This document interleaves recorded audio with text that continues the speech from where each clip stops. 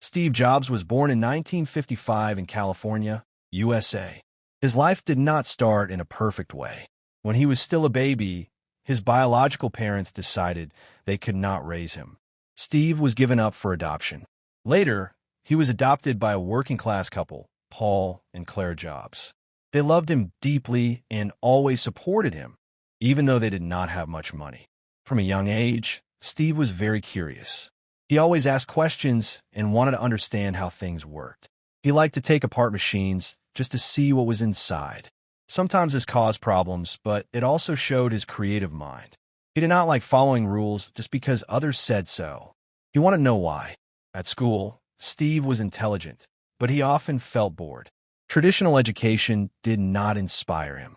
Teachers sometimes thought he was difficult or stubborn. However, one teacher noticed his potential and challenged him in a positive way. This changed Steve's attitude toward learning. He realized that learning could be exciting if it was meaningful.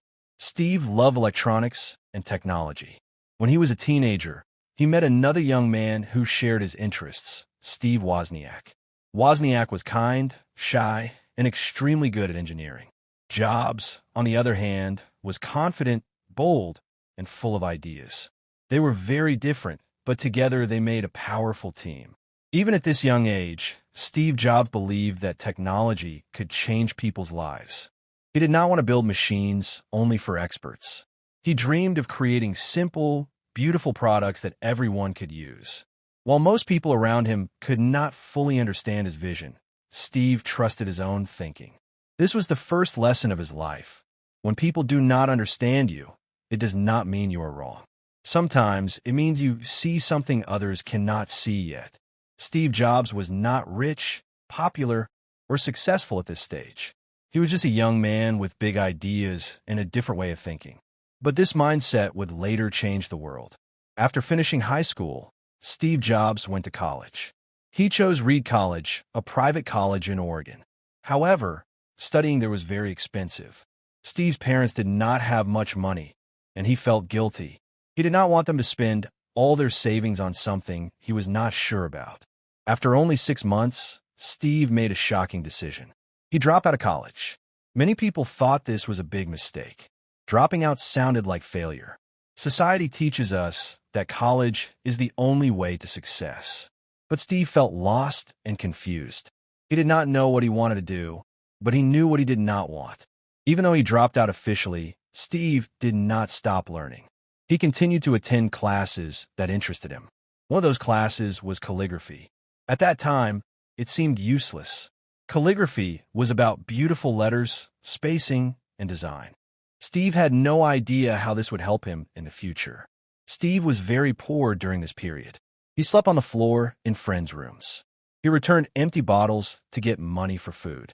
Sometimes he walked long distances just to get a free meal. Life was not easy, but Steve never complained. He believed that this difficult time had a purpose. Despite his struggles, Steve felt free. He was no longer trapped by expectations. He followed his curiosity. He trusted that life would connect the dots later. This belief gave him strength when nothing else did. Years later, when Steve created the first Macintosh computer, the calligraphy class changed everything. Apple computers became famous for beautiful fonts and clean design. What once looked useless became a powerful advantage. This part of Steve's life teaches us an important lesson. Failure is not always the end.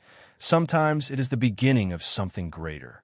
When others see quitting, visionaries see freedom. Steve Jobs did not have a clear plan, but he had faith in his journey. He chose to think differently, even when people doubted him. After leaving college, Steve Jobs returned to California. He reconnected with his old friend Steve Wozniak. Wozniak had built a simple computer for fun. At that time, computers were large, expensive, and only used by companies. Steve Jobs immediately saw something different. He believed that computers could be personal. He imagined people having computers in their homes. While others laughed at the idea, Steve felt sure.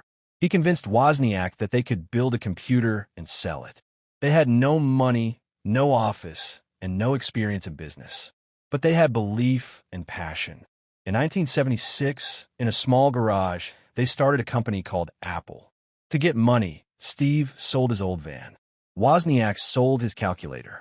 These were small sacrifices, but they showed their commitment. They worked day and night, building and improving their first product, the Apple I. It was simple, but it worked. Slowly, people began to notice. Steve Jobs was not an engineer like Wozniak. His power was vision. He knew how to explain ideas, how to motivate people, and how to see the future. He pushed the team hard. Sometimes he was difficult to work with. He wanted perfection, even when it seemed impossible. Apple grew very fast. The Apple II became a huge success. Suddenly, Steve Jobs was famous. He was young, rich, and admired. But success also brought problems. Steve was still learning how to lead people. His strong personality caused conflicts inside the company. Many people thought Steve was too young and too emotional to be a leader. They did not understand his vision. Even inside Apple, some began to doubt him. Steve felt pressure from all sides, but he continued to believe in innovation and design. This stage of his life shows us something important. Starting is hard, but growing is even harder. Success does not mean the end of problems. Sometimes it brings new challenges. Steve Jobs had built Apple from nothing, but his biggest test was still ahead. As Apple became more successful, problems inside the company grew. Steve Jobs was very passionate, but he was also very demanding. He wanted everything to be perfect. Many employees felt stressed working with him. Meetings often turned into arguments. Steve believed pressure created great results, but not everyone agreed. Apple's board of directors started to worry. They thought Steve was too emotional and difficult to manage. To control the company better, they hired a new CEO named John Scully. At first, Steve trusted him, but soon they began to disagree. Steve wanted to focus on innovation and design. The board wanted stability and profit. The conflict became worse. Finally, in 1985, something unbelievable happened. Steve Jobs was fired from Apple, the company he created. He was only 30 years old. For Steve, this was the most painful moment of his life. He felt humiliated and broken. People in the industry talked about him as a failure. Steve later said this was the darkest time in his life. He felt lost and angry. He questioned himself. He had given everything to Apple, and now he was pushed out. Many people would have given up at this point, but Steve did not quit. After some time, he realized something important. Being fired freed him. The pressure was gone. He was no longer trapped by expectations. His love for creativity returned. Instead of stopping, he started again from zero. Steve founded a new company called Next. At the same time, he bought a small animation studio that later became Pixar.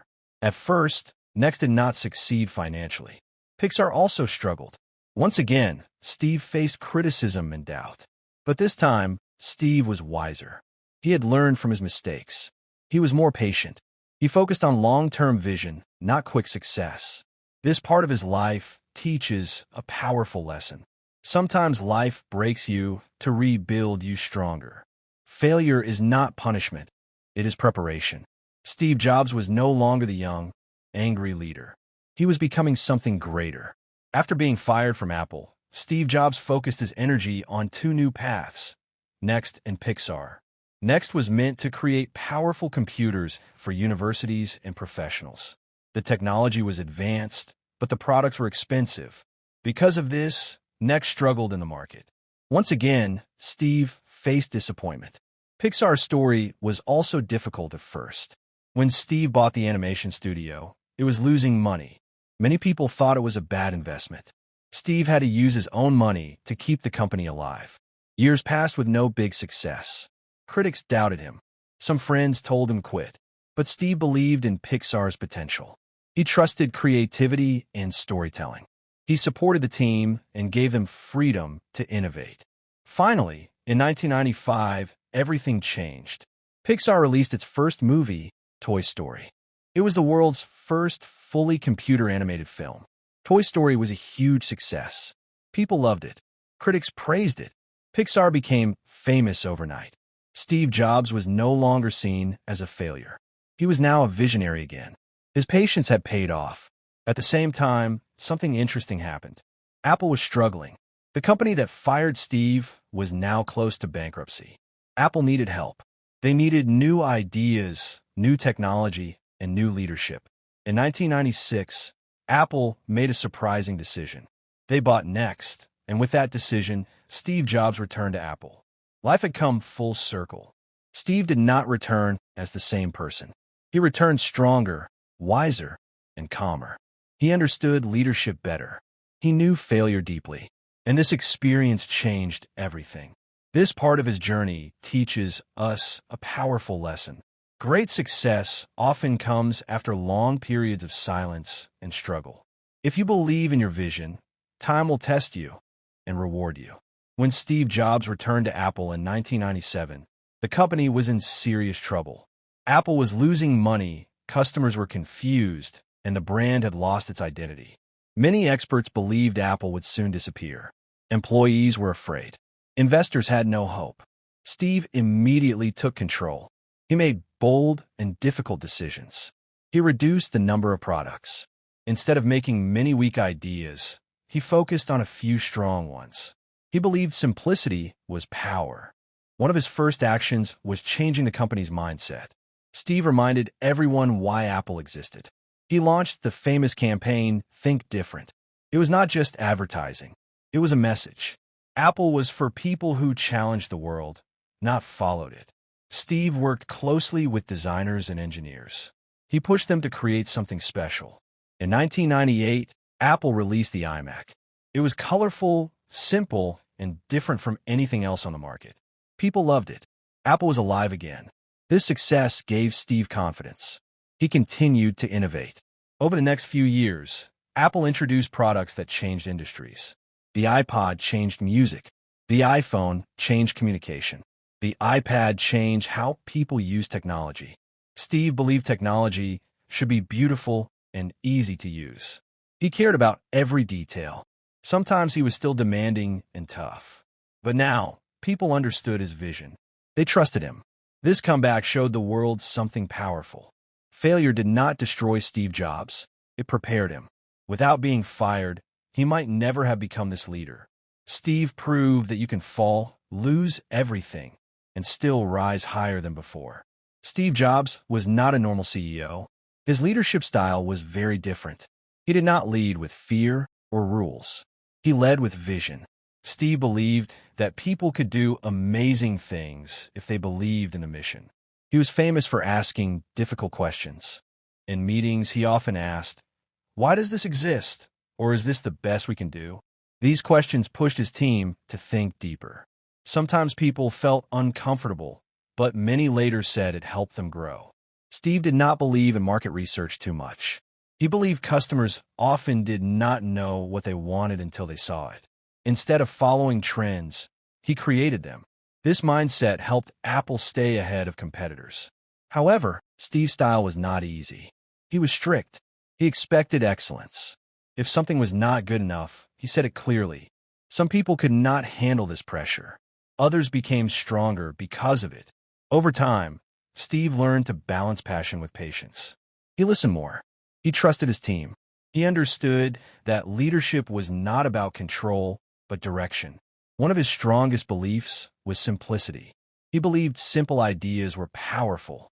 This belief shaped Apple's products and culture. Every detail mattered, from the inside of a device to the way it felt in the hand. Steve Jobs showed the world that leadership is not about being liked. It is about creating something meaningful. In 2004, Steve Jobs faced one of the hardest challenges of his life. He was diagnosed with a serious illness, cancer. This news shocked the world, but it also changed Steve deeply.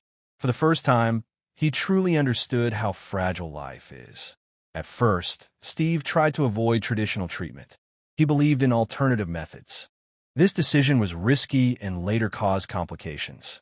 However, over time, he accepted medical help and continued working, even during difficult moments. Illness forced Steve to slow down. He began to think more about life, meaning, and legacy. He realized that time was limited. This awareness made his decisions clearer and stronger. He focused only on what truly mattered. One of Steve's most famous speeches was at Stanford University in 2005. In this speech, he talked about connecting the dots, love, loss, and death. He said that remembering death is the best way to avoid fear. His words inspired millions around the world. Despite his illness, Steve continued leading Apple. He worked on new ideas and products. He trusted his team more than ever. He knew he could not do everything alone. This period of his life teaches us something powerful. When you accept that life is short, you stop wasting time. You stop living for others' expectations. Steve Jobs became calmer, wiser, and more focused. He was no longer fighting life. He was understanding it. As Steve Jobs' health became weaker, his focus became clearer. He knew he would not live forever, but he wanted his work to continue. Steve did not want Apple to depend only on him. He wanted to build a strong system and a strong culture. Steve spent a lot of time mentoring leaders inside Apple. He trusted people who shared his values: simplicity, creativity, and courage. One of them was Tim Cook. Steve saw him as calm, organized, and reliable. Slowly, Steve prepared him to take responsibility. Even in his final years, Steve continued working on important projects. He was deeply involved in the design of the iPhone and iPad. He cared about small details. He believed that great products come from love and attention. Steve also worked on Apple's future vision. He wanted Apple to stay innovative, not comfortable. He believed that success could make companies lazy. He warned his team to always challenge themselves. During this time, Steve spoke less in public. He stayed away from attention. He focused on what mattered most: family, work, and meaning. People noticed that he was calmer than before. His ego was smaller, but his wisdom was greater. This part of his life teaches us an important lesson. True leaders prepare others to continue the journey. They do not try to control everything. Steve Jobs understood that legacy is not about fame. It is about impact. In 2011, the world said goodbye to Steve Jobs. He passed away at the age of 56. People from all over the world shared stories about how his ideas changed their lives. He was not perfect, but he was powerful in vision and courage. Steve Jobs' life was full of ups and downs. He was adopted. He dropped out of college. He was fired from his own company. He failed many times, but he never stopped believing in his ideas. When others doubted him, he trusted his path. His greatest lesson is simple but deep. Do not live someone else's life. Do not follow noise. Do not fear failure. Steve taught us that creativity comes from courage. Success comes from persistence. And real innovation comes from thinking differently, even when people laugh at you. He believed that people who are crazy enough to think they can change the world are the ones who do. Steve Jobs left behind more than products. He left behind a mindset, a belief that your ideas matter, even if no one understands them today.